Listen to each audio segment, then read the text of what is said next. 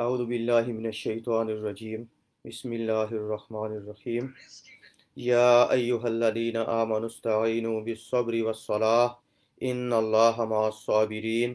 ولا تقولوا لمن يقتل في سبیل اللہ اموات بل احیاء ولکن لا تشعرون ولنبلونکم بشیء من الخوف والجوع ونقص من الاموال والانفس والثمرات وبشر الصابرین الذین اذا اصابتهم مصیبہ قالوا انا للہ وانا الیہ راجعون اولئک علیہم صلوات من ربہم ورحمہ واولئک هم المہتدون رب اشرح لی صدری ویسر لی امری واحلل عقدۃ من لسانی یفقہوا قولی۔ پچھلے کچھ عرصہ سے ہم تحویل قبلہ کے بارے میں پڑھ رہے تھے، اور قبلہ کی تحویل مکمل ہونے کے بعد اللہ تعالیٰ نے پچھلی آیات کے اندر یہ حکم دیا تھا کہ یا ایہا الذین آمنوا استعینوا بالصبر والصلاة ان اللہ مع الصابرین، کہ اے ایمان والو اللہ تعالیٰ سے مدد مانگو صبر کے ساتھ اور نماز کے ساتھ، بے شک اللہ تعالیٰ صبر کرنے والوں کے ساتھ ہے۔ اب اس تحویل قبلہ کا اور اس چیز کا آپس کے اندر ربط، تعلق، ریلیشن شپ، کو ریلیشن یہ ہے کہ تحویل قبلہ کے واقعے کے اثرات دو تھے۔ ایک تو یہ کہ تحویل قبلہ کے واقعات کے دوران جو مشرکین نے اور اہل کتاب یہود و نصارہ نے، یہودیوں نے خاص طور پہ اعتراضات کیے تھے، ان سے لوگوں کے دل کے اندر شکوک و شبہات پیدا ہونے تھے، اور آپ پیچھے تفصیل سے پڑھ آئے ہیں کہ ان شکوک و شبہات کا کس طرح جواب دیا گیا، تحویل قبلہ کا مقصد کیا تھا اور اس کے اندر کیا کیا مقاصد تھے اور اللہ تعالیٰ نے یہ کیوں کیا۔ دوسرا، تحویل قبلہ کے واقعات کی وجہ سے، جو اس وقت واقعات وقوع پذیر ہوئے، اس کی وجہ سے مسلمانوں کی، جو مسلمان مشرکین سے باتیں سنتے تھے یا یہودیوں سے یا عیسائیوں سے باتیں سنتے تھے، اس کی وجہ سے مسلمانوں کے دلوں کے اندر ایک رنج، ایک غم پیدا ہونا، یہ بھی قدرتی سی بات تھی۔ اب دوسری وجہ کا جواب کہ اگر آپ دین پہ عمل کر رہے ہوں، اللہ تعالیٰ آپ کو کوئی حکم دے رہا ہو، آپ اس پہ عمل کر رہے ہوں، اور اس وقت لوگ آپ کے خلاف باتیں کریں، آپ کو تکلیف پہنچے، تو اس تکلیف کے وقت آپ کیا کریں؟ اس کا حل اللہ تعالیٰ نے اب ان آیات کے اندر اور اگلی چند آیات کے اندر بتایا ہے۔ جس طرح پچھلے آپ نے پڑھا تھا کہ جب بھی جو ہیں وہ اللہ تعالیٰ، جب بھی آپ کو کسی مسلمانوں کو تنگ کیا جائے، اسے تکلیف پہنچے، اسے ستایا جائے، جیسے تحویل قبلہ کے واقعے سے مسلمانوں کو مشرکین مکہ اور یہودیوں کی باتیں سن کے رنج پہنچا تھا، تو اس وقت اللہ تعالیٰ کو یاد کرو، ٹھیک؟ فَاذْكُرُونِي أَذْكُرْكُمْ وَاشْكُرُوا لِي وَلَا تَكْفُرُونَ، کہ اللہ تعالیٰ کہتے ہیں کہ مجھے یاد کرو، میں تمہیں یاد رکھوں گا، اور تم میرا شکر کرو اور میری نافرمانی نہ کرو، کفر نہ کرو۔ اور پھر فرمایا کہ یا ایھا الذین آمنوا استعینوا بالصبر والصلاة ان اللہ مع الصابرین، کہ ایمان والو مدد حاصل کرو صبر کے ساتھ اور نماز کے ساتھ، بے شک اللہ تعالیٰ صبر کرنے والوں کے ساتھ۔ اور میں نے بتایا تھا کہ شریعت کے اندر صبر کا مفہوم صرف یہ نہیں ہے کہ اگر کسی بندے کو کوئی جسمانی تکلیف پہنچتی ہے تو جسمانی یا ذہنی تکلیف سے بندہ تعالیٰ اس کو برداشت کرے، صرف اس کا نام صبر نہیں ہے۔ صبر کے تین حصے، صبر کے ایک حصہ یہ ہے کہ اگر آپ دین پہ عمل کر رہے ہوں اور دین پہ عمل کرنے میں آپ کو جو ایک نفس پہ قابو رکھنا ہے، ٹھیک، دین پہ عمل کرنے میں جو نفس پہ آپ قابو رکھتے ہیں، اس نفس پہ قابو رکھنا یہ ظاہر ہے کہ بہت ہی مشکل کام ہے۔ سب سے، یہ کہتے ہیں، کہا جاتا ہے نا کہ سب سے بڑا جہاد اپنے نفس کے خلاف جہاد ہے، اس لیے کہا گیا، تو یہ مشکل کام ہے۔ تو اس وقت وہ اپنے نفس کو قابو رکھنا، جب آپ دین پہ عمل کر رہے ہوں، تو ایک تو صبر کی یہ صورتحال ہے۔ دوسری یہ ہے کہ آپ اللہ تعالیٰ کے احکامات پہ جو ہے آپ عمل کر رہے ہوں، اور اس راستے میں آپ کو تکلیفیں پہنچیں، جسمانی تکلیفیں پہنچیں، ذہنی تکلیفیں پہنچے، ان تکلیفوں پہ صبر کرنا، یہ صبر کی دوسری فیز ہے، یا صبر کا دوسرا حصہ ہے۔ اور صبر کی تیسری یہ ہے کہ آپ کو ویسے کوئی تکلیف پہنچے، کوئی مال کا نقصان ہو، جان کا نقصان ہو، کوئی اور چیز ہو، تو اس کے اوپر صبر کرنا، یہ یہ صبر کا تیسرا حصہ ہے، یہ صبر ہے۔ یہ شریعت کے اندر یہ صبر کی تینوں فیزز مل کے، تینوں حصے مل کے شریعت کی اصطلاح میں اس کو صبر کہتے ہیں۔ اور مکمل صابرین کہتے ہیں وبشر الصابرین، جسے آگے کہا گیا ہے کہ شریعت کے اندر صبر کرنے والوں سے مراد یہ ہے جو ان صبر کے تینوں فیزز کو پورا کرتے ہیں، اور جن کے بارے میں میں نے پچھلی دفعہ حدیث سنائی کہ رسول اللہ صلی اللہ علیہ وسلم نے فرمایا کہ اگلے جان اعلان ہوگا قیامت کے دن حساب کتاب شروع ہونے سے پہلے کہ وہ صابرین کہاں ہیں۔ صابرین اٹھیں گے اور ان کو کہا جائے گا کہ بغیر حساب کتاب کے جنت کے اندر داخل ہو جاؤ۔ تو یہ صابرین وہ لوگ ہیں جو اپنے شریعت کے کاموں پہ عمل کرنے میں اپنے نفس کو روکتے تھے، یہ صبر کرتے تھے۔ شریعت پہ عمل کرنے میں اگر انہیں کوئی تکالیف پہنچائی جاتی تھی اس پہ صبر کرتے تھے، اور ویسے زندگی کے اندر مشکلات پیش آتی تھی اس پہ صبر کرتے تھے۔ جنہوں نے یہ تینوں کام کیے وہ صابرین کے اندر داخل ہیں، اور انشاءاللہ اگلے جان اللہ تعالیٰ نے بغیر حساب کتاب کے جنت کے اندر داخل کریں گے۔ یہ تو اس کی یہ اب دیکھیں، ابھی تک تو پچھلی دفعہ جو آپ نے پڑھا تھا یہ ایک خاص جو قسم کی تکلیف تھی اس کے اوپر صبر کرنے کا ذکر آیا تھا کہ تحویل قبلہ کے واقعے میں مسلمانوں کو جو کہ باتیں سننی پڑی تھی یہود کی، مشرکین مکہ کی، اس کے اوپر بتایا گیا تھا کہ آپ کیا کریں کہ اللہ تعالیٰ سے مدد مانگے صبر کے ساتھ اور نماز کے ساتھ۔ لیکن آگے اگلی جو ابھی ہم نے آیت پڑھے ہیں کہ وَلَا تَقُولُوا لِمَن يُقْتَلُ فِي سَبِيلِ اللَّهِ أَمْوَاتٌ، یہ اور اگلی آیات کے اندر صبر کی کچھ اور مشکلات، کچھ اور ایسے واقعات جو انسان کو وقوع پذیر آئیں اور انسان کو صبر کرنا چاہیے ان کے اوپر، ان کا ذکر کیا گیا ہے، اور ان پہ اللہ تعالیٰ صبر کرے تو اللہ تعالیٰ اس کی وجہ سے کیا اجر دیتا ہے اس کا ذکر کیا گیا۔ جسے فرمایا کہ وَلَا تَقُولُوا لِمَن يُقْتَلُ فِي سَبِيلِ اللَّهِ أَمْوَاتٌ بَلْ أَحْيَاءٌ وَلَٰكِن لَّا تَشْعُرُونَ، کہ اب یہاں ذکر ہے اگر کوئی بندہ دین کی سربلندی کے لیے اللہ تعالیٰ کے راستے میں مارا جائے، جسے ہم شہید کہتے ہیں، تو اس کے بارے میں اس کا ذکر آیا ہے۔ فرمایا وا اور لا تقولو، نہ کہو تم، لے اس کے لیے، من جو کہ یقتلو مارا جائے، فی سبیل اللہ اللہ تعالیٰ کے راستے میں، اسے کیا نہ کہو، اموات، اسے مردہ نہ کہو،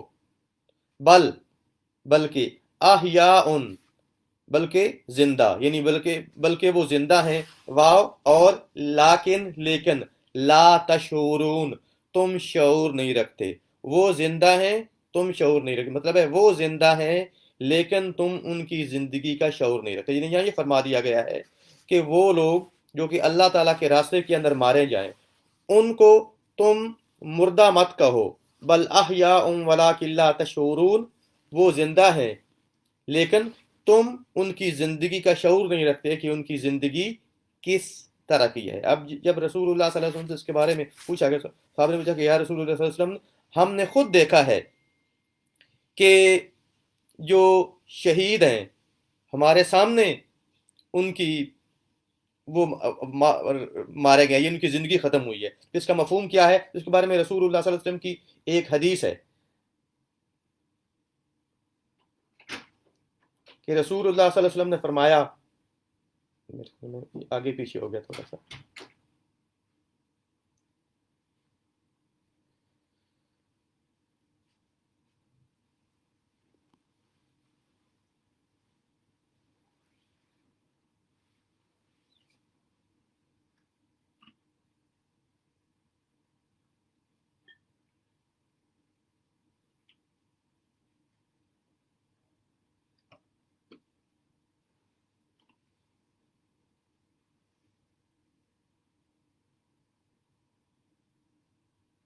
کہ رسول اللہ صلی اللہ علیہ وسلم نے فرمایا کہ شہید کی جب شہادت ہوتی ہے تو اللہ تعالیٰ اس کی روح کو سبز رنگ کے پرندوں کے اندر داخل کرتے ہیں، اور سبز رنگ کے پرندوں کے اندر داخل کرنے کے بعد اللہ تعالیٰ انہیں جنت کے اندر داخل کر دیتا ہے، اور وہ جنت کے درختوں کے اوپر اڑتے پھرتے ہیں، جنت کے درختوں کے اوپر بسیرا کرتے ہیں، اور پھر عرش کے اوپر کچھ قندیلیں لگی ہوتی ہیں اور وہ وہاں آ کے بیٹھ جاتے ہیں، یعنی عرش کے نیچے جو قندیلیں لگی ہیں وہاں جا کے بیٹھ جاتے ہیں۔ اب اللہ تعالیٰ ان کے اوپر جھانکتا ہے، اللہ تعالیٰ ان کی طرف نظر کرتا ہے اور پوچھتا ہے کہ تمہیں کچھ اور چاہیے؟ تو وہ کہتے ہیں کہ اے اللہ تعالیٰ، آپ نے تو ہمیں اتنا دے دیا ہے کہ کسی اور کو اتنا دیا ہی نہیں، تو اور ہمیں کیا چاہیے ہو سکتا ہے؟ اللہ تعالیٰ ان سے دوبارہ پوچھتے ہیں کیا تمہیں کچھ اور چاہیے؟ تو شہید کہیں گے کہ اے اللہ تعالیٰ، ہم یہ چاہتے ہیں کہ ہمیں دوبارہ ہماری زندگی واپس لوٹا دی جائے، اور ہم دوبارہ آپ کے راستے کے اندر جہاد کریں، اور دوبارہ ہماری شہادت ہو جائے۔ تو اللہ تعالیٰ فرما دے گے نہیں، یہ تو میں نے لکھ دیا ہے کہ جو ایک دفعہ دنیا کے اندر گیا اس کو میں نے دوبارہ زندہ نہیں کرنا۔ تو اس سے یہ مفہوم پیدا ملا ہے حدیث سے کہ جب شہید یہاں دنیا کی زندگی ختم ہوتی ہے تو اس کے بعد اللہ تعالیٰ، ظاہر ہے ان کا جسم تو آپ کو پتہ ہے آپ دفن کر دیتے ہیں اکثر، تو اس کی جو روح ہوتی ہے اس کو اللہ تعالیٰ سبز رنگ کے پرندوں کے اندر داخل کرتے ہیں، اور وہ جو سبز رنگ کے پرندے ہیں وہ جنت کے درختوں کے اوپر اڑتے پھرتے ہیں۔ یعنی شہادت کے ساتھ ہی جو اللہ تعالیٰ ان کی روح کو جنت کے اندر داخل کر دیتے ہیں، اور وہ جنت کے درختوں کے اوپر اور جنت کے اندر وہ باقی زندگی گزارتی ہیں حشر کے روز تک۔ یہ تو شہید کے بارے میں آ گئی۔ شہید کے علاوہ بھی رسول اللہ صلی اللہ علیہ وسلم نے فرمایا کہ کچھ جو مومنین ہیں، اللہ تعالیٰ ان کی روح کو ایک پرندے کے اندر داخل کرتے ہیں، اور وہ پرندے درختوں کے اور اس کو وہ پرندے جنت کے اندر رہتے ہیں۔ اور پھر اس حدیث کے اللہ تعالیٰ نے یہ فرمایا کہ اور اللہ تعالیٰ ان کی روح کو ان کے جسموں کے اندر قیامت کے دن واپس کریں گے۔ یہ حدیث کا دوسرا ہے کہ اللہ تعالیٰ ان کی روح کو ان کے جسموں کے اندر قیامت کے دن واپس کریں گے۔ اس کا مطلب یہ ہے کہ ان کی روح کا جسم سے تعلق نہیں ہوتا، بلکہ ان کی روح جنت کے اندر ہوتی ہے۔ اب یہ 2-3 کیٹیگریز یاد رکھیے۔ ہمارے ہاں ایک بحث ہوتی ہے حیات بعد الموت، کہ مرنے کے بعد کی زندگی وہ کیا ہے۔ تو یاد رکھیے، مرنے کے بعد کی زندگی سے پہلے آپ یہ سمجھ لیں کہ یہ جو ہم دنیا کہتے ہیں، جو دنیا جیسے ہم عالم کہتے ہیں نا عربی کے اندر، یہ عالم بھی 3 طرح کے، ایک عالم الدنیا ہے، یعنی ایک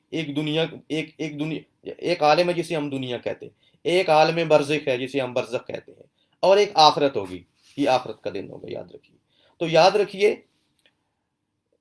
برزخ کا لفظی مطلب ہوتا ہے آڑ، یعنی وہ چیز جس سے آپ کا پردہ ہے، لا یشعرون، اس کی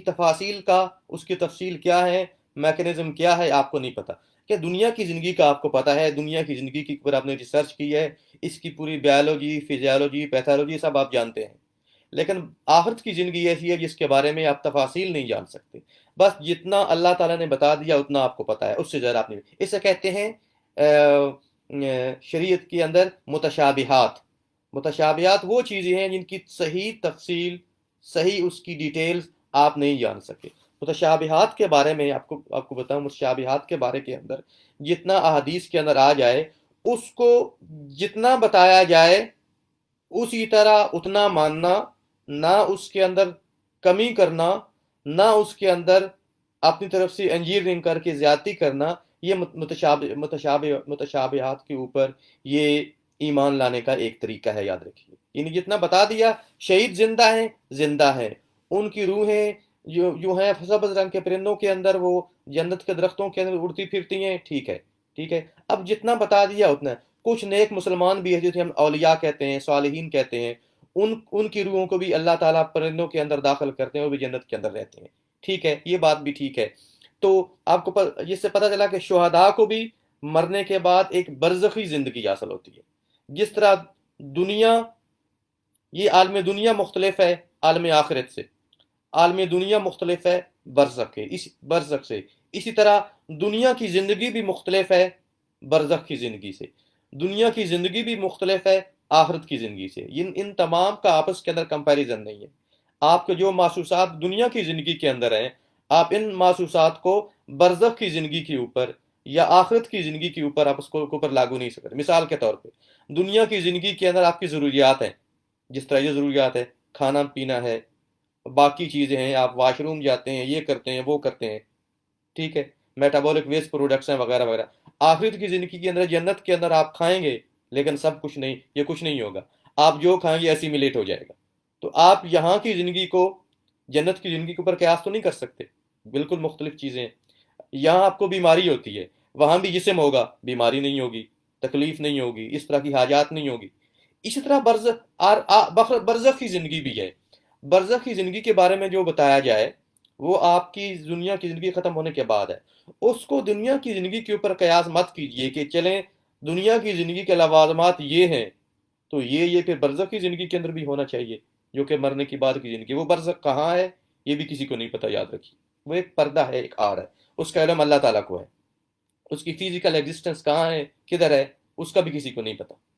तो ये जो आलम बरज़ख है, इसकी ज़िंदगी को किसी तरह आप दुनिया की ज़िंदगी पे कयास नहीं कर सकते, और वाइस वर्सा। तो यहाँ ये फरमा दिया गया कि शहीद की ज़िंदगी ये है कि मरने के बाद अल्लाह ताला उनको सब्ज़ रंग के परिंदों के अंदर दाखिल करते हैं, और वो जन्नत के दरख्तों के अंदर, दरख्तों के ऊपर उनकी रूहें जो हैं सब्ज़ रंग के परिंदों की शक्ल के अंदर उड़ती फिरती हैं। फिर कुछ मोमिनीन, औलिया और सालिहीन वगैरह, उनकी भी रूह जब वो मरते हैं,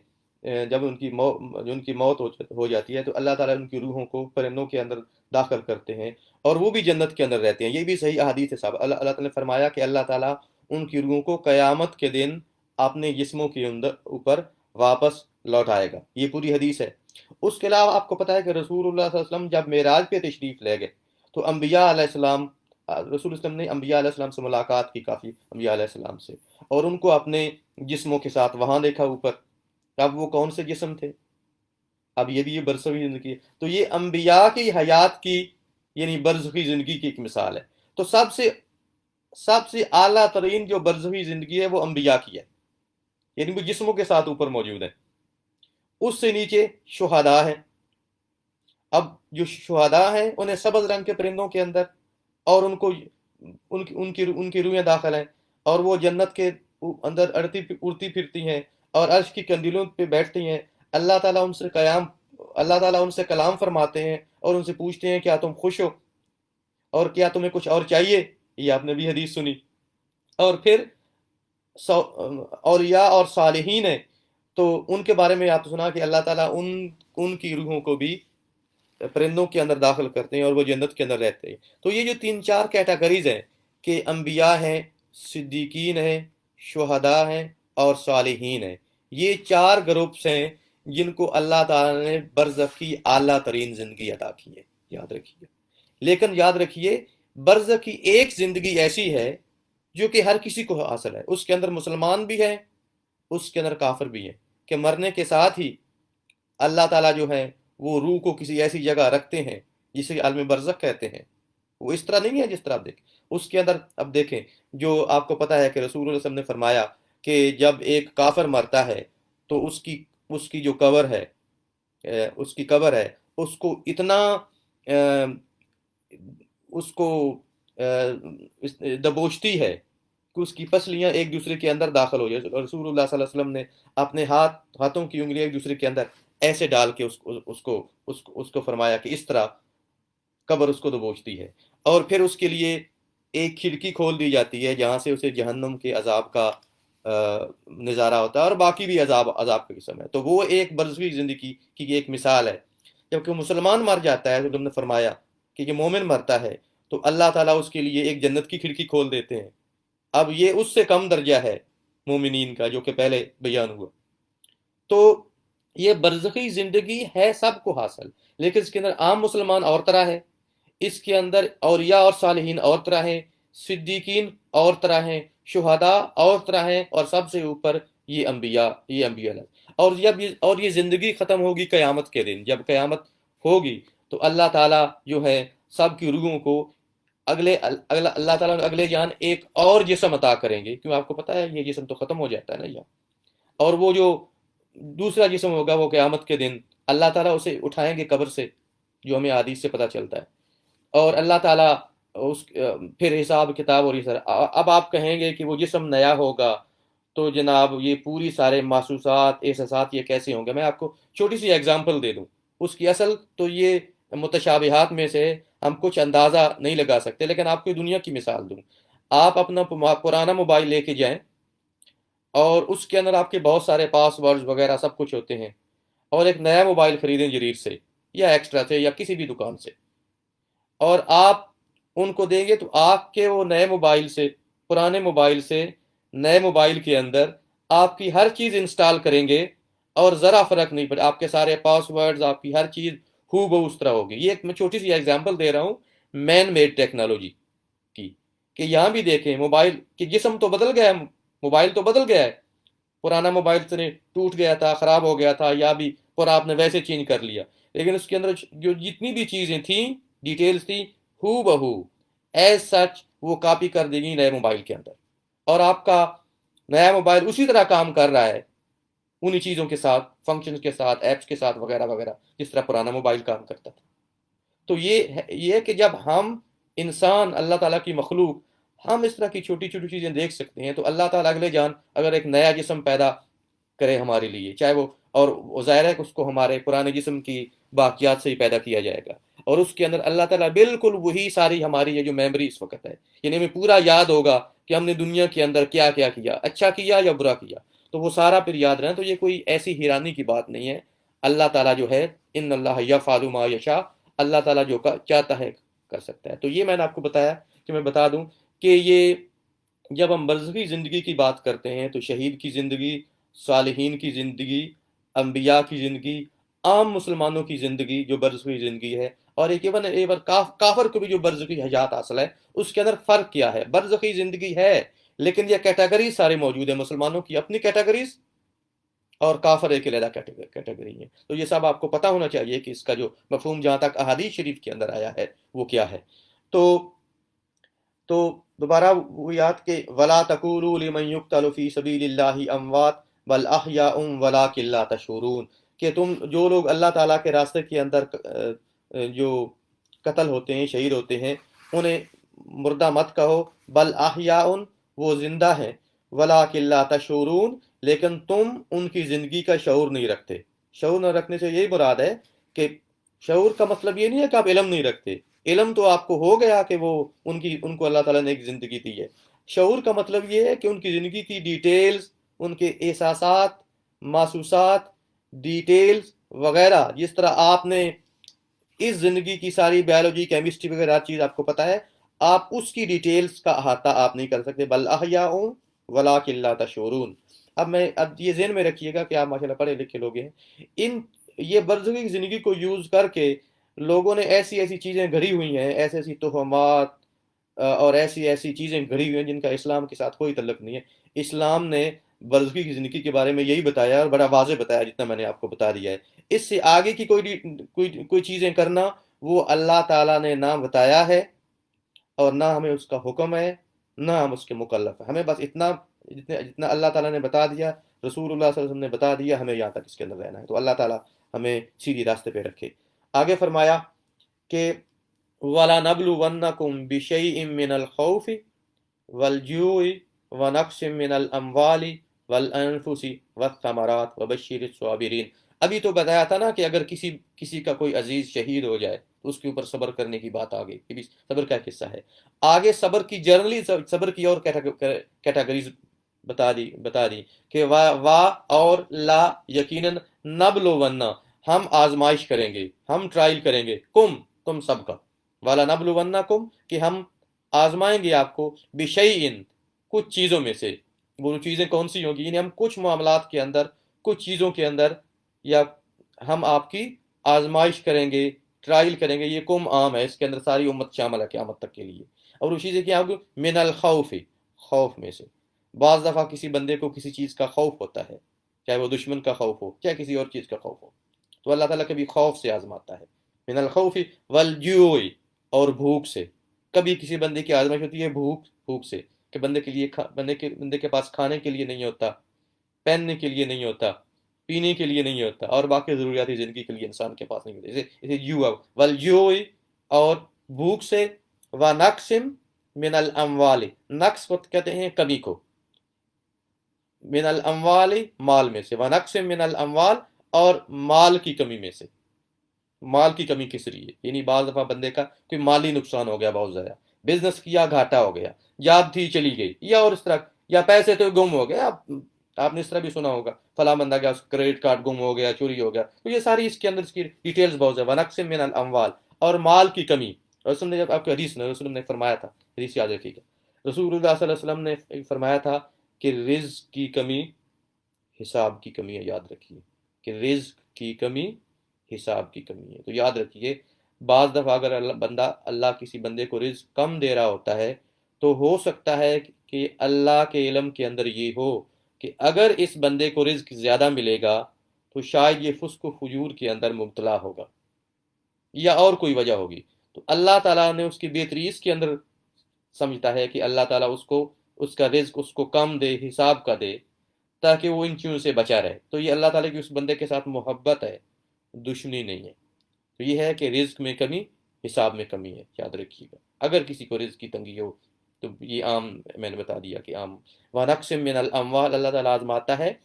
مال کی کمی سے، وَالْأَنفُسِ، اور جانوں کے نقصان سے، یعنی جان کا نقصان بعض دفعہ ہوتا ہے، بندے کے کوئی جان کا نقصان ہو گیا، کوئی کسی عزیز کی وفات ہوگی یا اور کوئی اس طرح کا نقصان ہو گیا جو جان سے متعلق ہے۔ وَالثَّمَرَاتِ، ثمر کہتے ہیں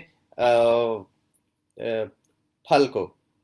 تو ثمرات مطلب یہ جو بھی چیزیں آپ کو ملتی ہیں نا، ثمرات جو بھی آپ کو چیزیں ملتی ہیں، یعنی جو بھی اللہ تعالیٰ آپ کو مختلف اپنی نعمتیں دیتا ہے، ان نعمتوں کے اندر کبھی کمی آ جانا،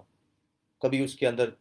کوئی نعمت چھن جانا، اس کے اندر کمی ہو جانا، نقصان ہو جانا، بس ثمرات اور ثمرات کی کمی سے۔ اور فرمایا وبشر الصابرین، اور وبشر اور خوشخبری سنا دیجئے الصابرین، صبر کرنے والوں کو، یعنی صبر کرنے والوں کو یہ خوشخبری سنا دیجئے۔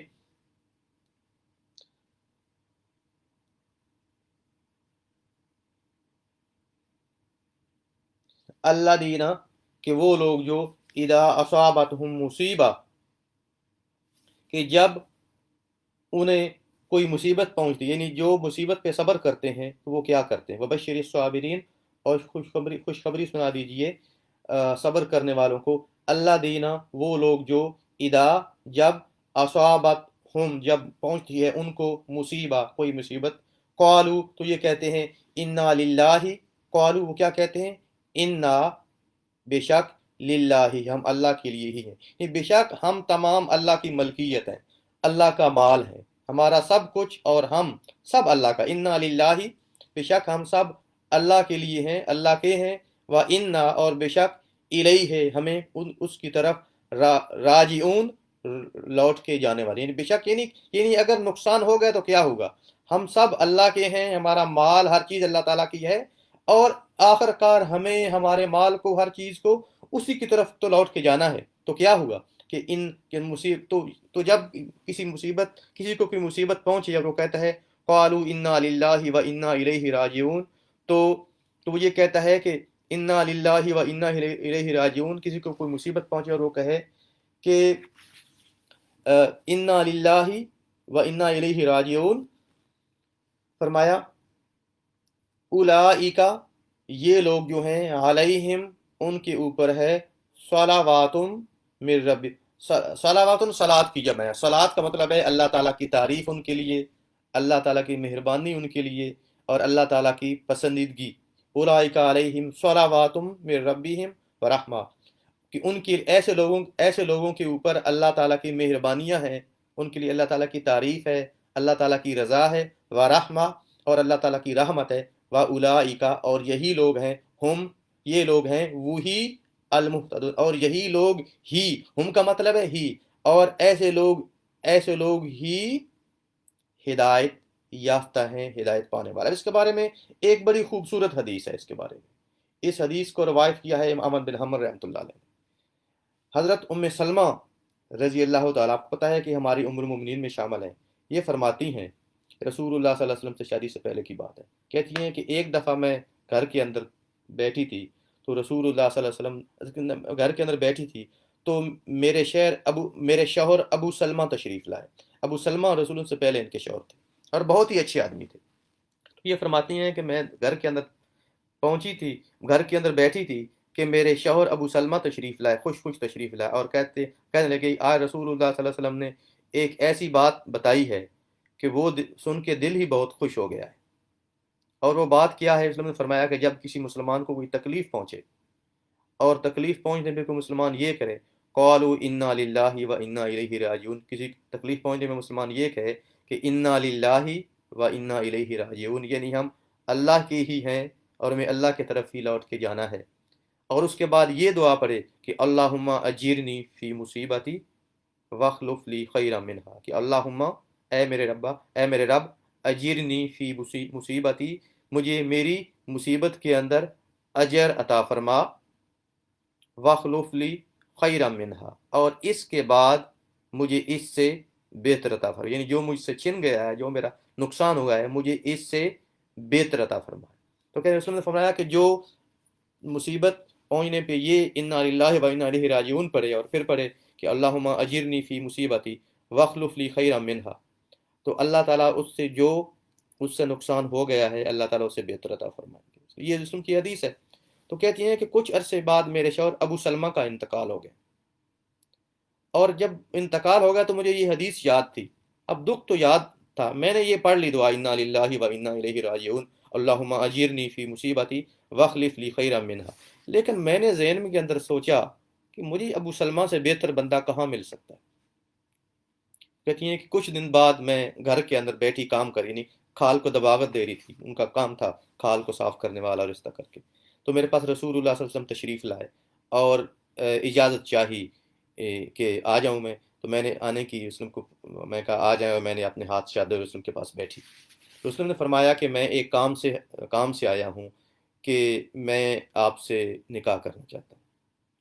تو حضرت ام سلمہ فرماتی ہیں کہ میں نے کہا رسول اللہ مجھے آپ سے نکاح کرنے میں تو کوئی اعتراض نہیں ہے، لیکن تین باتیں ہیں جو مجھے روکتی ہیں، یعنی مجھے تین کنسرنز ہیں میرے۔ پہلا کنسرن یہ ہے کہ میں بڑی غیرت مند عورت ہوں، ایسا نہ ہو کہ میں کوئی ایسی بات کر دوں اور آپ کو بری لگے اور مجھے اگلے جان عذاب ہو کہ آپ اللہ تعالیٰ کے نبی ہیں۔ دوسری بات یہ ہے کہ میری عمر بہت زیادہ ہے، یعنی ان کی عمر 55 کے لگ بھگ تھی، اور تیسری بات یہ ہے کہ میرے بڑے بڑے بچے ہیں۔ یہ بھی تیسری بات ہوتی ہے نا، بڑے بڑے بچے ہیں، شادی کروں گا یا کروں گی تو کیا ہوگا۔ تو رسول نے فرمایا کہ دیکھیں جو تمہاری غیرت ہے،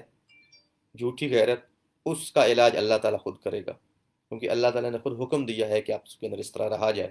تو اللہ تعالیٰ یعنی اس کا اور دوسری بات یہ ہے کہ جہاں تک بات ہے عمر کی، تو اگر عمر تمہاری بڑی ہے تو عمر تو میری بھی کم نہیں ہے، رسول کی عمر بھی اس وقت کوئی 55 یہ سے اوپر تھی۔ اور تیسری بات فرمایا کہ جو تمہارے بچے ہیں وہ میرے بھی بچے ہیں۔ تو اس کے بعد جب یہ بات ہوگی تو رسول اللہ صلی اللہ علیہ وسلم فرماتی رسول اللہ سے میرا نکاح ہو گیا، اور کہتی تھی کہ میں جو اس وقت سوچ رہی تھی حضرت ابو سلمہ کی وفات کے بعد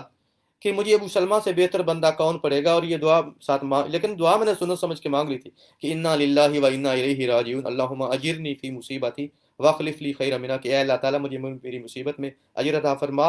اور مجھے اس سے بہتر عطا فرما۔ تو کہتی ہے کہ میں سوچ بھی نہیں سکتی تھی کہ اللہ تعالیٰ مجھے حضرت ابو سلمہ کے بدلے مجھے اللہ تعالیٰ کا رسول عطا فرما دیں گے۔ تو یہ اس دعا کو پڑھنے کا فائدہ ہے کہ جب بھی کوئی بندہ مصیبت پہنچے، رنج پہنچے، اور بندہ یہ دعا پڑھے تو اللہ تعالیٰ اس سے بہتر تھا۔ اور میرا اپنا یہ ذاتی تجربہ ہے کہ جب میں نے بھی کسی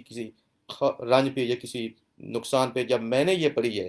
مجھے اللہ تعالیٰ نے ہمیشہ اس سے بہتر دیا ہے۔ یہ اپنا ذاتی تجربہ بتا دوں، اور ایک اور بھی بتا دوں، ایک اور حدیث ہے جس کی حضرت حسین بن علی رضی اللہ تعالیٰ اس کو روایت کرتے ہیں کہ رسول اللہ صلی اللہ علیہ وسلم نے فرمایا کہ اگر کسی بندے کو کوئی مصیبت پہلے پہنچی تھی، کوئی نقصان ہوا تھا بہت عرصہ پہلے، اس وقت اسے یاد نہیں رہا یہ دعا پڑھنا اور انا للہ و انا الیہ راجعون پڑھنا، اور اب بھی وہ یہ پڑھ لے تو کیا جتنی بھی مدت گزری ہے اللہ اسے وہی اجر اور کمپنسیشن دیں گے جو اگر اس وقت پڑھتا تو ملتا۔ اور وہی بات اگر کسی بھی بندے کو کوئی دیکھیں، زندگی کے اندر ہم سب کو کوئی نہ کوئی نقصان، مصیبت اور چیزیں ملتی رہتی ہیں، تو یہ دعا پڑھا کریں، کوئی چیز یاد آئے انا للہ و انا الیہ راجعون، کہ ہم اللہ کے لیے ہی ہیں اور ہمیں اللہ تعالیٰ کے پاس ہی لوٹ کے جانا ہے، اور اللہم اجرنی فی مصیبتی وخلف لی خیرا منہا، کہ اے اللہ تعالیٰ اللہم اجرنی فی مصیبتی، مجھے میری مصیبت کے اندر اجر عطا فرما، وخلف لی خیرا منہا، اور مجھے اس سے بہتر عطا فرما۔ تو ہماری بھی اللہ تعالیٰ سے یہ دعا ہے کہ اللہ تعالیٰ ہمیں جو مصیبتیں جو ہمارا نقصان ہوئے، اللہ تعالیٰ ہم اس پہ اللہ تعالیٰ کا جو ہیں وہ اللہ تعالیٰ کی طرف رجوع کرتے ہیں، انا للہ و انا الیہ راجعون، اللہم اجرنی فی مصیبتی واخلف لی خیرا منہا، اللہ تعالی ہمیں اس کا اجر عطا فرمائے اور ہمیں اس سے بہتر عطا فرمائے جو کہ کبھی بھی ہم سے چھینا گیا ہے۔ اور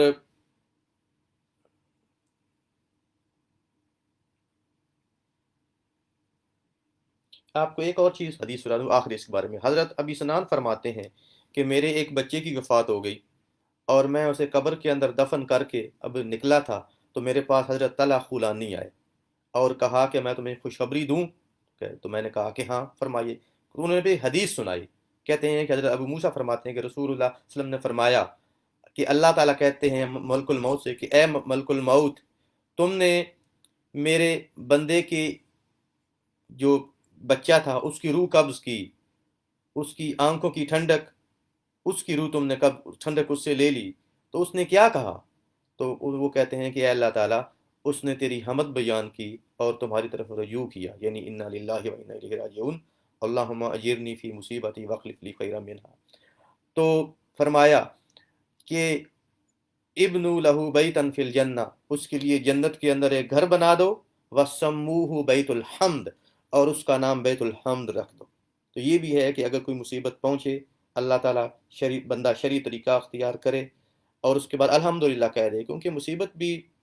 دیکھیں بعض بار مصیبت ہمیں اللہ تعالیٰ کے اس کے زیادہ قریب لے جاتی ہے جتنی ہمیں خوشیاں اللہ تعالیٰ کے قریب لے جاتی ہے۔ یہ ایک نقطہ سمجھیے گا، بعض بار مصیبت اللہ تعالیٰ کی قربت کی طرف زیادہ لے جاتی ہے جتنی خوشیاں لے جاتی ہیں۔ تو اس لحاظ سے مصیبت جو ہے وہ بھی اگر بندہ سمجھے تو اللہ تعالیٰ کا بعض دفعہ احسان ہو، اگر مصیبت اللہ تعالیٰ کی طرف لے جائے تو بھی اللہ تعالیٰ کا ایک احسان ہو گیا، اور بندہ نے باقی ساری دعائیں پڑھ لیں، حمد شریف کر لی، تو اللہ تعالیٰ جنت کے اندر ایک گھر بنائے گا اور اس کا نام ہوگا بیت الحمد۔ تو اللہ تعالیٰ ہمیں جتنی بھی مصیبتیں پہنچی ہیں اس پہ صبر کرنے کی توفیق عطا فرمائے، نماز کے ذریعے صبر کے ذریعے اللہ تعالیٰ سے مدد حاصل کرنے کی توفیق عطا فرمائے، اور دنیا اور آخرت کے اندر اللہ تعالیٰ ہمارے جو ہیں وہ ہمیں جو ہے اس کا بدلہ عطا فرمائے۔ کسی کا کوئی سوال ہو تو آپ کر سکتے ہیں۔